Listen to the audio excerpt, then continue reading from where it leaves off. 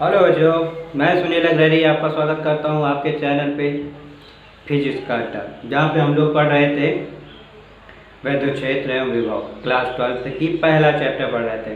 मज़ा आ रहा है अब तक? बहुत अच्छे। तो लास्ट तक अब तक हमने जो पढ़ रखा है इस चैप्टर में क्या क्या चीज़ें पढ़ी। वैद्युत आवेश क्या है, आवेश के गुण, आवेश के प्रकार, कूलाम का नियम, कूलाम के नियम का सदिश निरूपण, साथ ही साथ उससे रिलेटेड न्यूमेरिकल्स, ये सारी चीज़ें हमने पढ़ चुके हैं अब तक। अब इसके आगे हम पढ़ेंगे, आज नया टॉपिक स्टार्ट करेंगे, वैद्युत क्षेत्र। वैद्युत क्षेत्र। तो इसको वैद्युत क्षेत्र पढ़ने के लिए सबसे पहले कुछ चीज़ें हैं जो कि कूलाम के नियम से रिलेटेड हैं, है ना। तो उसको माइंड में बिठाए रहना और फिर उसके बाद इसको पढ़ते हैं। आज हम पढ़ेंगे वैद्युत क्षेत्र।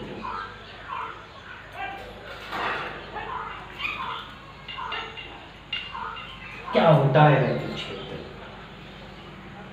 तो इसके लिए चलिए सबसे पहले हम ऐसा एक प्रश्न ले लेते हैं। मान लीजिए हमारे पास क्यों आवेश है, ठीक है।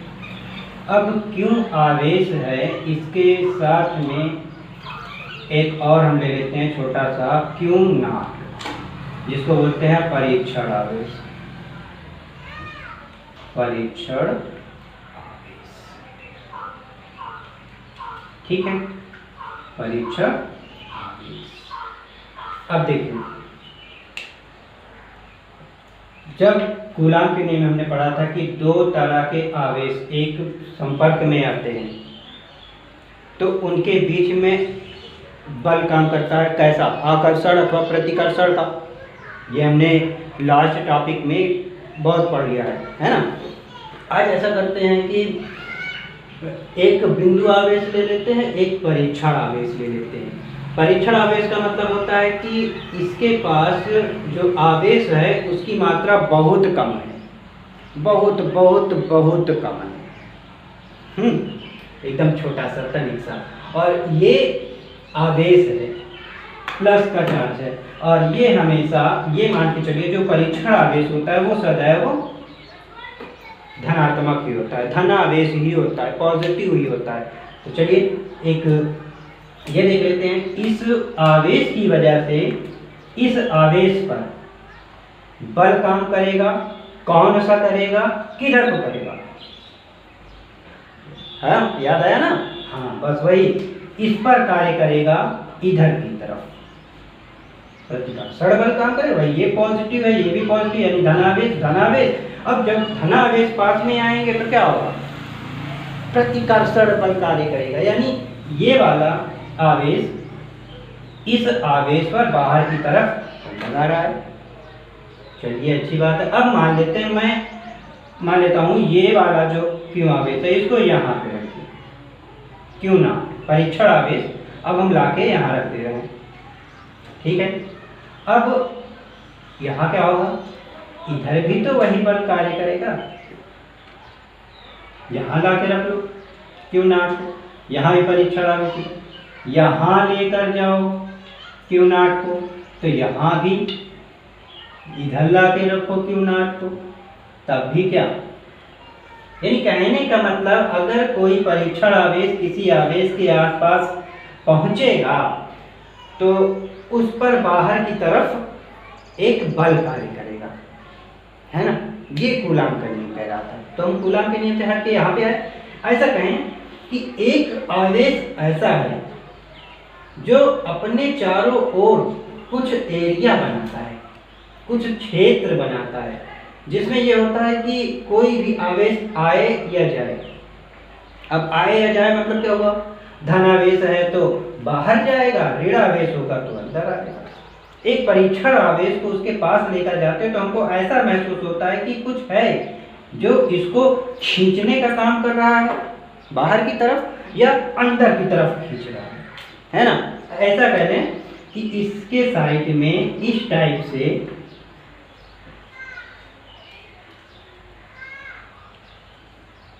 ऐसा कुछ फील्ड बनी हुई, क्षेत्र बना हुआ है, जिसके अंदर कोई जाएगा तो वो अपने आप में, अगर ये प्लस चार्ज है तो बाहर की तरफ भेजना स्टार्ट करेगा, छोड़ देगा, बाहर को धक्का दे देगा, अपने अंदर नहीं लेगा। तो इससे ये एहसास हो रहा है कि जो आवेश होता है, आवेश ऐसा नहीं बिंदु आवेश मान लेते, कोई भी बिंदु आवेश होता है, बिंदु आवेश अपने चारों ओर एक क्षेत्र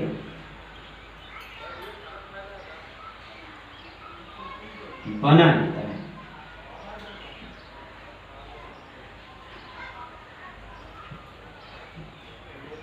जिसे वैद्युत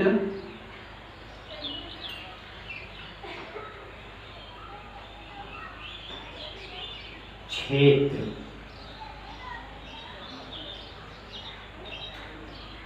कहते हैं।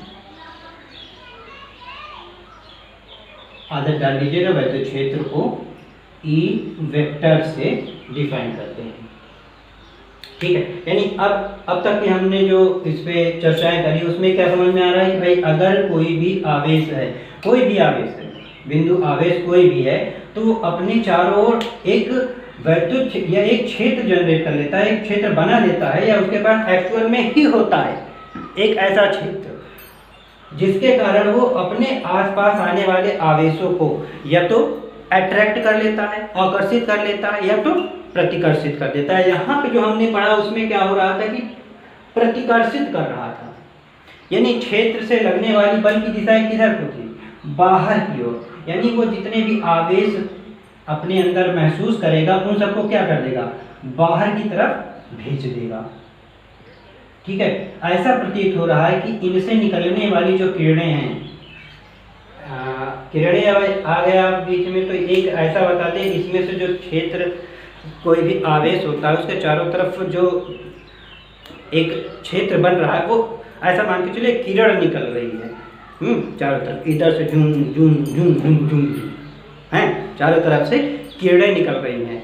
अब वो किरण जो होती हैं, अगर उसके क्षेत्र में कोई और आवेश आता है जहाँ तक वो निकल रही हैं, अब जहाँ तक निकलने का मतलब किरणें हैं, कहीं भी जा सकती हैं, बहुत दूर दूर तक जा सकती हैं भाई, जहाँ तक हम देख सकते हैं उतनी तो जाएगी, क्या बस उसके आगे नहीं जाएगी, वहाँ तक भी जाएगी जहाँ तक देखें। तो किरणों की ये प्रवृत्ति होती है। तो जो हमारा विद्युत क्षेत्र में निकलने वाली किरणें हैं, निकलने वाली किरणें दिखाई देंगी क्या?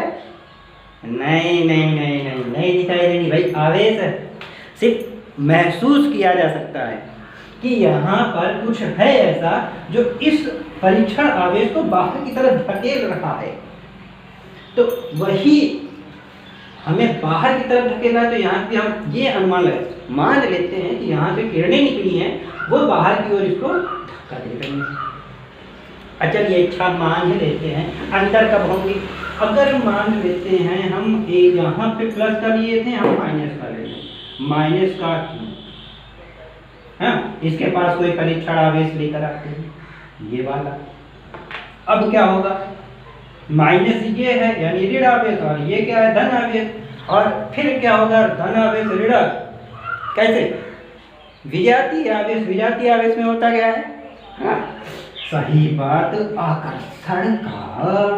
या क्यों नाच, तो इसमें भी वही आकर्षण का, यहाँ रख लो क्यों नाट, तो यहाँ से भी आकर्षण का। अभी देख लो भाई क्या हो रहा है, क्या ये क्या हो रहा है भाई, ये क्या हो रहा है, कैसा सब कुछ ऐसा लग रहा है कि केंद्र की तरफ जो है इसका खिंचाव हो रहा है, सारी किरणें अंदर की तरफ आ रही हैं।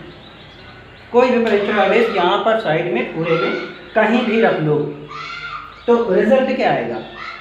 अंदर की तरफ खींच लेगा। फील आया? समझ आ रहा है विद्युत क्षेत्र होता क्या है? यानी हर एक आवेश, चाहे जैसा आवेश हो, सदैव अपने चारों ओर विद्युत क्षेत्र उत्पन्न करता है। ठीक है।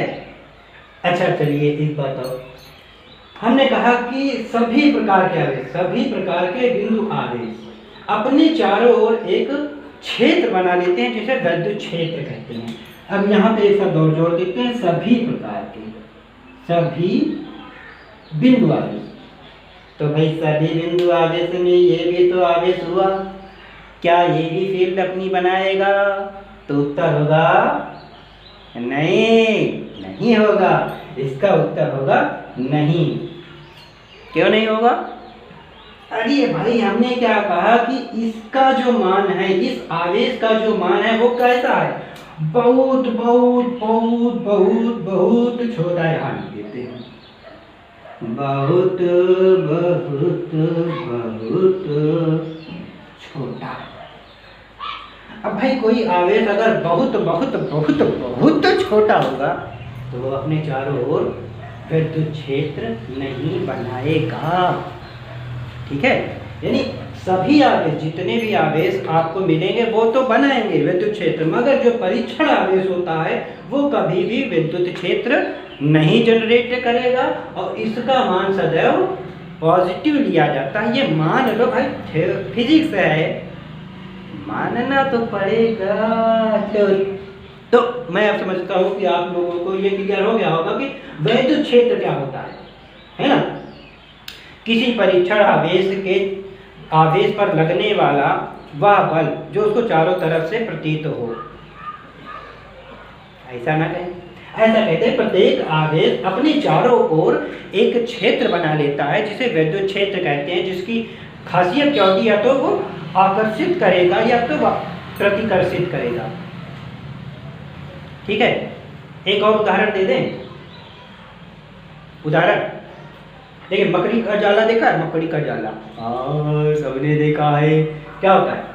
मकड़ी है, उसने अपना जाला बना रखा है, अपना पूरा क्षेत्र बना रखा है। अब इस क्षेत्र में ये वाला वो भी काम करेगा, ऐसा नहीं काम करेगा, करेगा। ये वाला काम करेगा, इसको ज़्यादा सीन आएगा। ये मकड़ी है, इसने अपना जाला बना रखा है। अब इसके क्षेत्र में कोई भी मक्खी, मच्छर, छोटे छोटे कीड़े मकोड़े अगर आते हैं तो क्या होगा? पकड़ के रख लेगा अपने पास, सर से खींचिए, उसको अपना भोजन बनाया, काम करना, पिलाया। बस वही जैसे मकड़ी अपनी तरफ चारों तरफ जाल बना लेती है अपनी सुरक्षा के लिए, वैसे ही प्रत्येक आवेश जो होता है वो भी अपने चारों ओर क्षेत्र बना लेता है। ठीक है, बढ़िया, बहुत अच्छे। तो विद्युत क्षेत्र हो गया। अब चलिए इसको नोट डाउन कर लीजिए, अगर समझ में आ गया है तो आगे फिर हम बढ़ते हैं। विद्युत क्षेत्र की तीव्रता, आखिर ये क्षेत्र बन रहा है तो इसकी तीव्रता कितनी होगी? बन गया, उतर गया, बहुत अच्छे, शाबाश।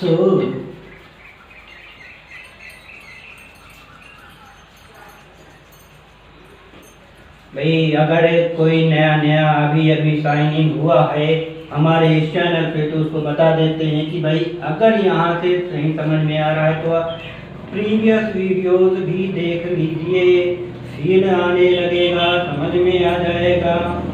ठीक है, तो आगे बढ़ते हैं। विद्युत क्षेत्र की तीव्रता, जो आवेश है वो अपने ओर अगर उसने फील्ड बना रखी है, क्षेत्र बना रखा है, तो उसकी तीव्रता कितनी होगी? विद्युत क्षेत्र की तीव्रता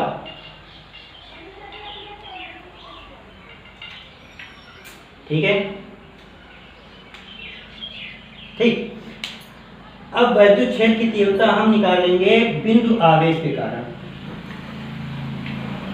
किसी बिंदु आवेश के कारण परीक्षण आवेश, किसी बिंदु आवेश पर परीक्षण आवेश के कारण विद्युत क्षेत्र की तीव्रता आखिर होगी कितनी?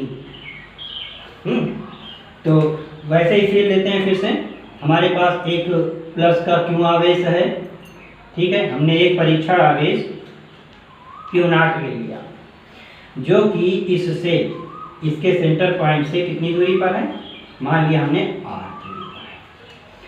अब इस आवेश के कारण इस आवेश पर कितना बल लगेगा, ये कूलाम का नियम कहता है। अभी हम कह रहे हैं कि यहाँ से यहाँ तक में टिक टिक टिक टिक टिक, यहाँ भी विद्युत क्षेत्र तो सब जगह होगा, यहाँ भी होगा, यहाँ भी होगा, यहाँ भी होगा, यहाँ। तो इस बिंदु पर विद्युत क्षेत्र की तीव्रता एक्चुअल में कितनी होगी, जिस बिंदु पर ये क्यू आवेश रखा गया है उस बिंदु पर इस आवेश के कारण विद्युत क्षेत्र की तीव्रता कितनी होगी, हमको ये बताना है। ठीक है, तो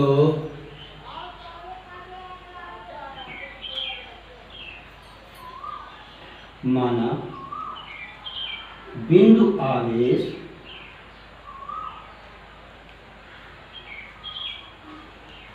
प्लस क्यू के कारण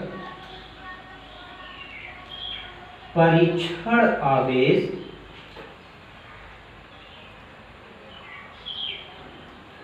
क्यू नॉट पर वैद्युत क्षेत्र की तीव्रता कितनी, इसके लिए एक फार्मूला हम बता देते हैं सिंपली, वो याद करिए कि परीक्षण आवेश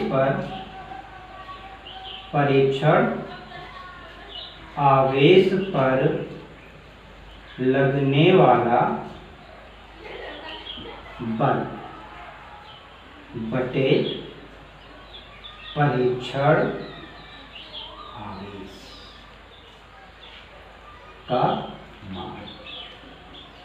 ठीक है, ये एक फार्मूला हो जाएगा विद्युत क्षेत्र की तीव्रता के लिए। क्या, परीक्षण आवेश पे लगने वाला बल और फिर परीक्षण आवेश का मान कितना है। इससे आप क्या कर पाएंगे, ये बता पाएंगे विद्युत क्षेत्र की कितनी तीव्रता इस बिंदु पर है जहां पर वो परीक्षण आवेश रखा गया है। ठीक है, चलिए सबसे पहले परीक्षण आवेश पे लगने वाला बल। अब बल की बात हुई है तो एक आवेश दो आवेश दोनों के बीच की दूरी, यानी कि यहाँ पे बल कार्य कर रहा है, बल काम कर रहा है। तो कूलाम के नियम के हिसाब से ऐसा अगर हम करें इसको, E vector is equal to F vector, यानी बल हो गया और परीक्षण आवेश Q नॉट, ये भी एक फार्मूला है। ठीक है, इसका मात्रक क्या, F का मात्रक न्यूटन प्रति, इसका मात्रक एक आप ये भी मानते हो, इसका SI मात्रक प्लस इसका सूत्र। दूसरा सूत्र इसका क्या हो जाएगा, E is equal to F का मान कितना होता है कूलाम के नियम के हिसाब से, Q not upon R square. इसकी दूरी क्या है, R की, R इसका, फिर उसके बड़े में क्या है, Q नॉट है, Q नॉट से Q नॉट कट जाएगा तो क्या बचेगा, Q अपॉन R स्क्वायर हो गया। यानी नया फार्मूला हमारा क्या मिल गया, E vector is equal to KQ upon R square. ये हमारा क्या हो गया, विद्युत क्षेत्र की तीव्रता है। अब विद्युत क्षेत्र की जो ये तीव्रता है, यहाँ भी आप देखेंगे तो व्युत्क्रमानुपाती है किसके, दूरी के, यानी उल्टा काम होगा, दूरी बढ़ेगी विद्युत क्षेत्र की तीव्रता कम होगी। अब यहाँ से जो मैंने लास्ट अभी इससे पहले बोला था, विद्युत क्षेत्र की जो तीव्रता होती है वो बढ़ती जाती है जहाँ तक हो सकते वो लंबे जाती है, कहाँ तक, अनंत तक, अनंत तक। कैसे, यहाँ से देख लीजिए, इस फार्मूले से आप ये बता पाएंगे विद्युत क्षेत्र की तीव्रता जैसे जैसे बिंदु आवेश दूर होता जाएगा उसकी तीव्रता कम होती जाएगी मगर शून्य नहीं होगी, और इसकी तीव्रता कहाँ तक होगी, अनंत तक, अनंत तक। अगर देखिए, अगर यहाँ पे R की वैल्यू हम आधी कर, सॉरी दोगुनी कर देते हैं, दोगुनी, यहाँ पे R था, अभी R की बजाय 2R रख दे तो विद्युत क्षेत्र की तीव्रता पे क्या इफेक्ट पड़ेगा, 4 गुना कम हो जाएगा। कैसे, R स्क्वायर 2 दूना 4, 4 गुना कम हो जाएगा। ऐसे इसको 3 गुना कर दो, 3R कर दो, तब विद्युत क्षेत्र की तीव्रता कितनी होगी? 3 3 का 9, 9 गुना कम हो जाएगी।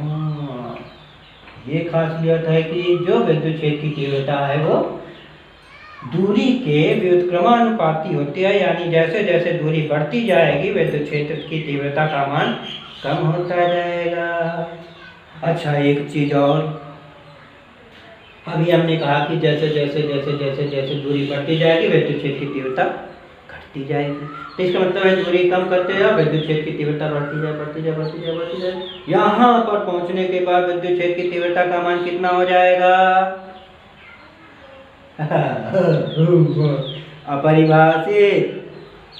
यहाँ पर विद्युत क्षेत्र की तीव्रता का कोई मतलब नहीं निकलेगा, यानी सेंटर पॉइंट पे जहाँ पर आवेश, ये बिंदु आवेश एक्चुअल में रखा हुआ है, वहाँ पर इस एकदम सेंटर पे जहाँ पर आवेश है वहाँ पर विद्युत क्षेत्र की तीव्रता का कोई मान परिभाषित है या नहीं है? क्यों नहीं है?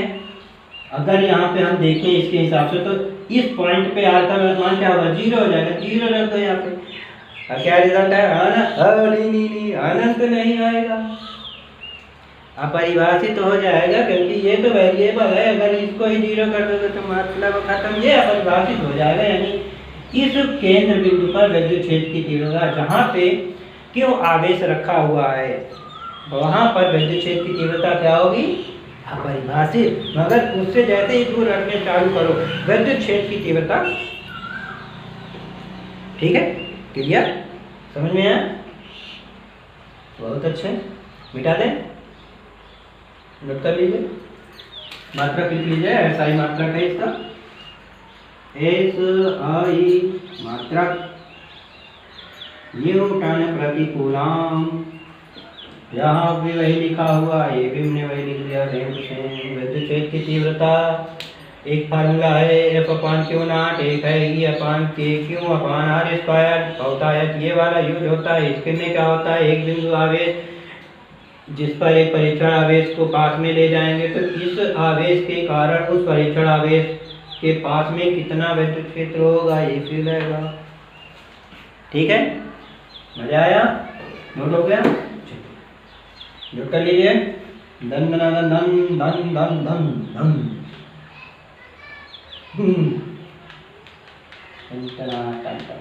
ठीक है, चलिए, बहुत अच्छे।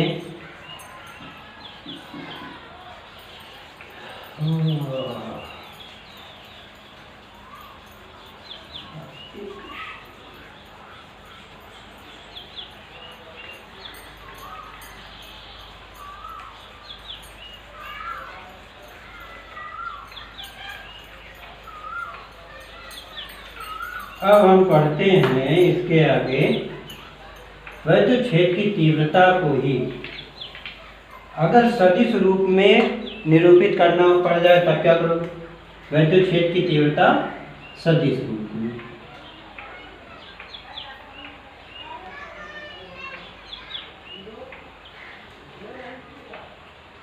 ठीक है, सदिश ऐसा के साथ भी। चलिए वही पुराना फिगर फिर से, प्लस क्यू आवेश यहाँ से R दूरी पर कौन सा है? Q0 आवेश हम ले लेते हैं। ठीक है, अब सारा कुछ वही विद्युत क्षेत्र की तीव्रता के लिए हमने क्या फार्मूला, देखिए भाई इसको ज़्यादा डिटेल नहीं देंगे क्योंकि कूलाम के नियम में बहुत बता दिए हैं। तो सीधा सीधा फिर लीजिए, E वेक्टर फॉर्म में क्या हो जाएगा? KQ/R²। अब चूंकि सदिश रूप में है तो सदिश रूप में लाने के लिए मैंने लास्ट कूलाम के नियम में भी सदिश रूप में ये बताया था कि वहाँ पर R टाइप का यूज करिए जो कि इकाई सदिश को डिनोट करता है। हाँ, याद आया? अच्छी बात है। वहाँ पे R टाइप को हमने क्या दिखाया था? Sorry, R type is equal to कितने के बराबर होता है? R वेक्टर अपॉन R का मॉड्यूलेशन। चलिए इसको मॉड्यूलेशन में कन्वर्ट कर लें तो ऐसा हो जाएगा। तो यहाँ से नया सूत्र क्या बन जाएगा? KQ/R² into R vector upon R का, यानी कि KQ/R³ R ई लीजिए भाई, सदिश रूप में भी हो गया, यहाँ भी आप देख लें ई का स्क्वायर आ रहा है प्रोपोर्शनल टू, अरे सर जी क्यूब लिखा है आप स्क्वायर बता रहे हैं, भाई फेल करो ये यार, एक ऊपर भी दे, एक और कट जाएगा स्क्वायर तो बचेगा, सेम प्रोसेस हो। ठीक है, समझ में आया? हो गया। अब एक इसी पे विद्युत क्षेत्र की तीव्रता पे एक न्यूमेरिकल लगा ले, थोड़ा और कॉन्सेप्ट क्लियर हो जाएगा। मजेदार मजेदार मजेदार। तीन तीन तीन तीन तीन तीन तीन विद्युत क्षेत्र की तीव्रता।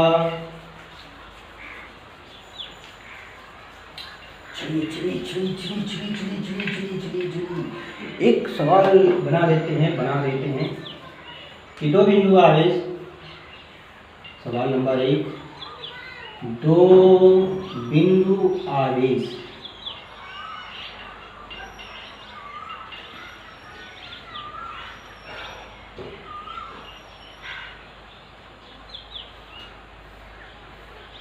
एक म्यू कूलाम तथा दो म्यू कूलाम एक दूसरे से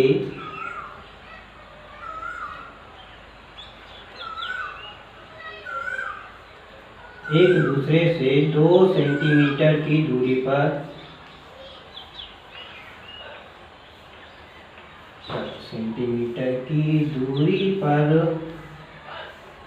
स्थित है। अब इसमें ज्ञात करना है इन आवेशों को मिलाने वाली रेखा के मध्य बिंदु पर वैद्युत क्षेत्र की तीव्रता ज्ञात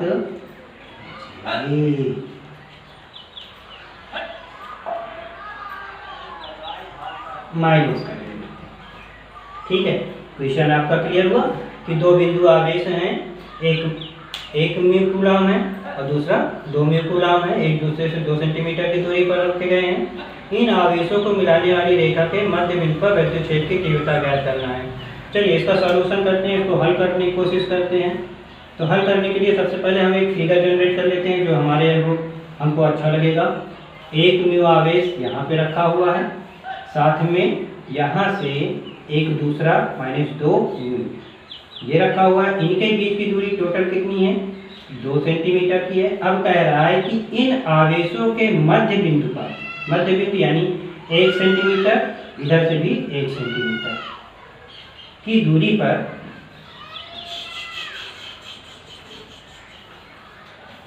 पर यानी इस वाले बिंदु पर इसके कारण कितनी विद्युत क्षेत्र की तीव्रता है, इसके कारण कितनी विद्युत क्षेत्र की तीव्रता जनरेट होगी, ये बताना है। तो चलिए अभी हमने वैद्युत क्षेत्र जब पढ़ा था तो वहाँ पे क्या पढ़ा था कि जो पॉजिटिव होता है, पॉजिटिव चार्ज होता है यानी धनावेश होता है, उससे निकलने वाला वैद्युत क्षेत्र की तीव्रता की दिशा कैसी होती है? टो टो टो बाहर की ओर, बाहर की ओर। तो यहाँ से इस पर लगने वाले बल की वैद्युत क्षेत्र की तीव्रता की दिशा की तरफ इधर, इसको E1 मान लेते हैं। अब -2 इस बिंदु के सापेक्ष अगर लिया जाए तो वो ऋण आवेश है, ऋण आवेश। अब उसकी वो भी तो अंदर की तरफ हुई, माइनस वाला की तरफ आओ हमारे पास, प्लस वाला की तरफ दूर रहो, ऐसे ही होता है। तो यहाँ भी वैद्युत क्षेत्र की तीव्रता जो इसकी हो जाएगी वो भी इधर की होगी E2, यानी दोनों एक ही तरफ हो गई।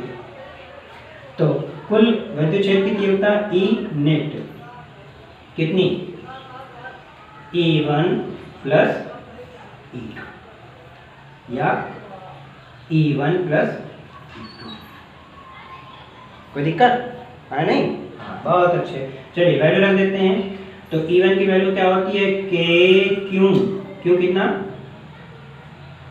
1 म्यू। R कितना? ऐसा ना रख ले, ऐसे कर लेते हैं। इसको मान लेते हैं अभी के लिए हम Q1 और इसको मान लेते हैं, ठीक है, अपनी सुविधा के लिए। तो K Q1 अपान यहाँ से दूरी R, ये भी R ये भी R, R ही रख लेते हैं, R square plus K Q2 अपान R स्क्वायर। ठीक है, अब देखिए इसमें भी K R स्क्वायर कॉमन हो सकता है, हो गया, अच्छी बात है, मन कर लो, K R स्क्वायर बचेगा क्या, Q1 प्लस Q2, अभी वैल्यू रख दो। K की वैल्यू कितनी होती है, अगर हम निर्वात की बात करें तो K की वैल्यू हमने लास्ट टाइम बताया था, याद होगा, नहीं याद है कोई बात नहीं है, फिर से याद कर लो। K is equal to 9 into 10 की पावर 9 क्या, न्यूटन मीटर स्क्वायर प्रति कूलम स्क्वायर। कुछ याद आया? हाँ जी याद आया, वैल्यू रख दो, 9 गुणे 10 की घात 9 बटे आर की मान कितना है, सेंटीमीटर। मैंने सवाल चालू करने से पहले एक चीज बताई थी कि हमेशा इसको किस में रखना होगा, मीटर में। तो 1 सेंटीमीटर में कितने सेंटीमीटर, सॉरी 1 सेंटीमीटर में कितने मीटर, 10 की घात माइनस का 2, इसकी पावर कितनी 2। Q1 की वैल्यू कितनी 1, सॉरी 1 म्यू है, 1 म्यू का मतलब कितना हुआ 1 गुणे 10 की घात माइनस 6, क्योंकि 1 म्यू बराबर होता है म्यू इज इक्वल टू 10 की power minus 6 coulomb is equal to coulomb. ठीक है, फिर नेक्स्ट पढ़े प्लस Q2 कितना है माइनस का 2, यहाँ पे माइनस है, यहाँ पे प्लस है, यहाँ पे माइनस, यहाँ पे माइनस रखते हैं, प्लस रखते हैं। अरे भाई माइनस का तो हमने पहले ही कर रखा है, तो यहाँ पे चिन्ह नहीं रखेंगे, सीधा क्या रखेंगे 2 गुणे 10 की घात माइनस 6 और 9 गुणे 10 की घात 9 बटे यहाँ कितना हो जाएगा 10 की घात 4 रहेगा माइनस का, और यहाँ पे क्या हो जाएगा गुणे 2 और 1 3 गुणे 10 की घात माइनस का 6 क्या, न्यूटन प्रति कूलम। अभी क्या हो जाएगा 9 त्रिक 27 गुणे 10 की घात कितना 9 माइनस का 6 और ये 4 ऊपर जाएगा तो प्लस का 4, यानी कि न्यूटन प्रति कूलम, यानी कि 27 गुणे 10 की घात कितनी बन जाएगी, 9 4 13, 13 में से 3 गया, ओ सॉरी 13 में से 6 गया, न्यूटन प्रति कूलम आंसर हो लग गया। यानी इस बिंदु पर विद्युत क्षेत्र की तीव्रता कितनी होगी इन दो बिंदु आवेशों के कारण, इतनी। और छोटा करते हैं 2.7 गुणे 10 की घात 7.1 स्थान सरक कर गया है, यहाँ पर, यहाँ था अभी, जैसे होता है ये 27, तो इसके पीछे कुछ नहीं था, इसके पीछे एक दशमलव था, अभी एक दशमलव इधर आ रहा है, यह पाया, तो यहाँ क्या हो जाएगा 10 की घात, अरे भाई 10 से गुणा कर दोगे 27 ही तो पाओगे इसमें, तो 10 की घात 1 कर दो या 10 की घात 1 घात पे जाके इसमें जुड़ जाएगी, तो कितना हो जाएगा 7 1 8 न्यूटन प्रति कूलम। यहाँ भी आंसर सही है, यहाँ भी सही है, आप जहाँ तक पहुँच जाएंगे वहाँ तक सही है। समझ में आया? बहुत अच्छे। तो आज हमने पढ़ा विद्युत क्षेत्र की तीव्रता। अब नेक्स्ट वीडियो में नेक्स्ट टॉपिक पढ़ेंगे।